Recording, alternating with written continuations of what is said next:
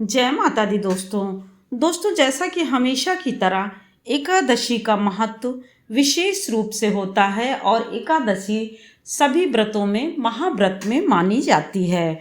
तो दोस्तों ज्येष्ठ मास में एकादशी का अपना एक अलग महत्व है, क्योंकि ज्येष्ठ मास की जो एकादशी पड़ती है वह निर्जला एकादशी रही जाती है। ऐसा कहा जाता है कि यदि आप साल भर एकादशी ना रह पाएं, इस दिन यदि आप एक निर्जला एकादशी व्रत करते हैं तो वह सभी एकादशियों के समान मानी जाती है।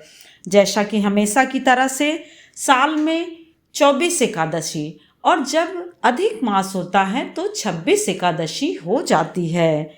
शुक्ल पक्ष और कृष्ण पक्ष दोनों में एक एक एकादशी पड़ती है, अर्थात माह में 2 एकादशी पड़ती है।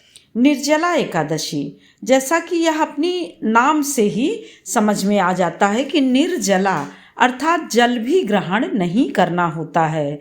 यह एकादशी हिंदुओं के बहुत ही मुख्य व्रतों में और बहुत ही महाव्रत में मतलब इसकी गिनती होती है। सनातन धर्म में विशेष रूप से मानी जाती है।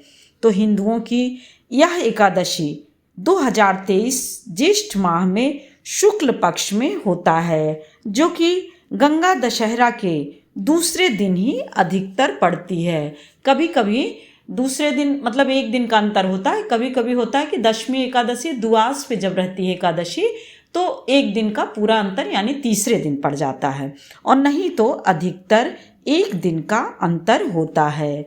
यह व्रत यानी एकादशी विष्णु भगवान को समर्पित रहता है। वैसे तो देखिए कि सभी एकादशी अपने आप में श्रेष्ठ हैं, अपने आप में उत्तम हैं और भगवान विष्णु को बहुत ही प्रिय होती है, परंतु ऐसा कहा जाता है कि इस एकादशी का निर्जला के कारण विशेष रूप से योगदान या फिर महत्व बढ़ जाता है। ऐसा कहा जाता है कि इस एकादशी को पांडव एकादशी भी कहा जाता है और भीमसेनी एकादशी भी कहते हैं, क्योंकि भीम ने इसी एक एकादशी के व्रत को किया था। भीम कोई व्रत नहीं रह सकते थे, तो उन्होंने इस प्रकार से भगवान से कहा कि मैं इस तरह से भूखा नहीं रह सकता हूँ, क्योंकि मुझे बहुत भूख लगती है। तो उन्होंने कहा कि सिर्फ साल में एक एकादशी जिसमें कि पानी नहीं पीते हैं, यह एकादशी बहुत ही कठिन है, परंतु इस एकादशी को जो भी कर लेता है वह सभी एकादशियों का पुण्य प्राप्त करता है। तभी से भीम ने इस एकादशी को किया, जो कि विष्णु भगवान का सबसे कठिन और प्रिय व्रत है। ऐसी शुभकामनाएं सभी को प्राप्त हों और सभी को शक्ति मिले निर्जला एकादशी जो भी करना चाहते हैं या फिर जो स्वस्थ हैं और जो आपका कहते नहीं कि जिसको कि बहुत ही ज़्यादा भावनात्मक रूप से जुड़े हुए हैं भगवान से, उनके लिए बहुत सारी शुभकामनाएं। यह एकादशी मई में एकादशी आपका यह जो है मई में तो आप देखिए कि 3 एकादशी पड़ी थी, परंतु आप देखिए कि ये जो एकादशी आ रही यह भी मई में ही पड़ रही है। आप देखिए कि जैसे कि 31 लास्ट पड़ रहा है और 2 एकादशी और पहले, तो एक ये भी बहुत बड़ा शुभ संयोग है कि मई में ही 3 एकादशी पड़ रही है, अर्थात निर्जला एकादशी भी मई में ही पड़ रही है, जो कि 31 मई 2023 बुधवार को हो रही है। द्वादशी तिथि जो है आपका सूर्योदय पर होने की वजह से हमेशा की तरह से देखिए उदया तिथि में माना जाता है, तो वो द्वादशी युक्त यदि लेके रहती है तो वह जो है एकादशी बहुत ही उत्तम मानी जाती है और श्रेष्ठ मानी जाती है। यानी दशमी युक्त एकादशी ना रह के द्वादशी युक्त एकादशी रहने का अपना एक अलग महत्व होता है। तो दोस्तों एकादशी तिथि का प्रारंभ 30 मई मंगलवार को दोपहर 1:10 से प्रारंभ हो जाएगी और वहीं पर इसकी समाप्ति 31 मई बुधवार को दोपहर 1:45 पर होगी, अर्थात उदया तिथि में द्वादशी युक्त एकादशी मिल रही है 31 तारीख को। तो हमें 31 तारीख के ही निर्जला एकादशी के व्रत को रहना है और पुण्य प्राप्त करना है, पूरा लाभ प्राप्त करना है।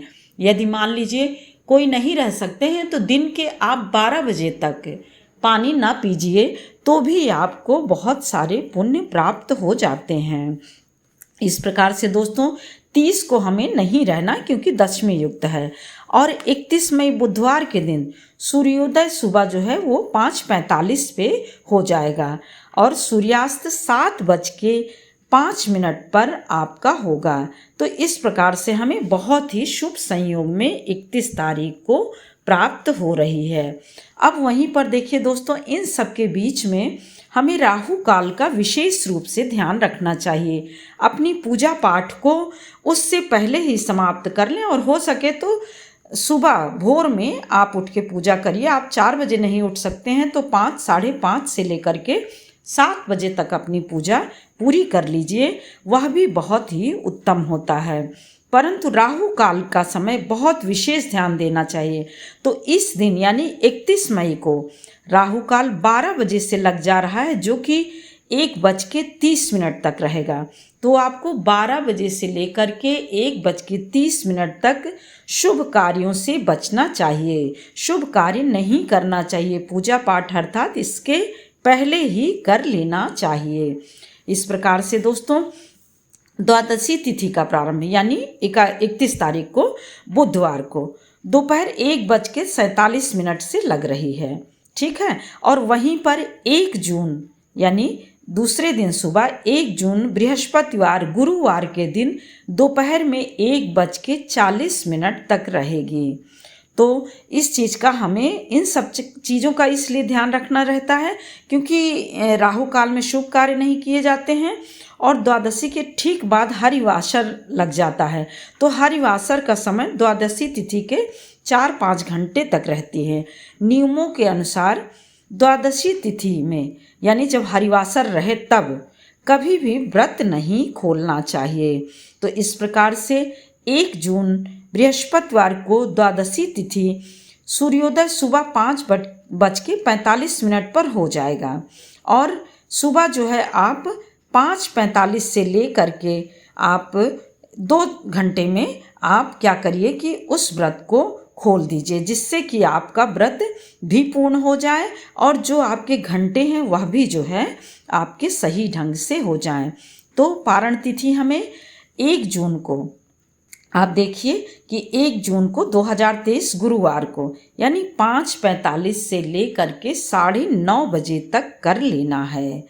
इस प्रकार से हमारा सूर्योदय का भी लाभ मिल जाएगा, पारण भी सही समय हो जाएगा और सारी चीज़ें जो पूजा पाठ की होती हैं वह भी हमारी सुबह सुबह सारी पूर्ण हो जाएगी।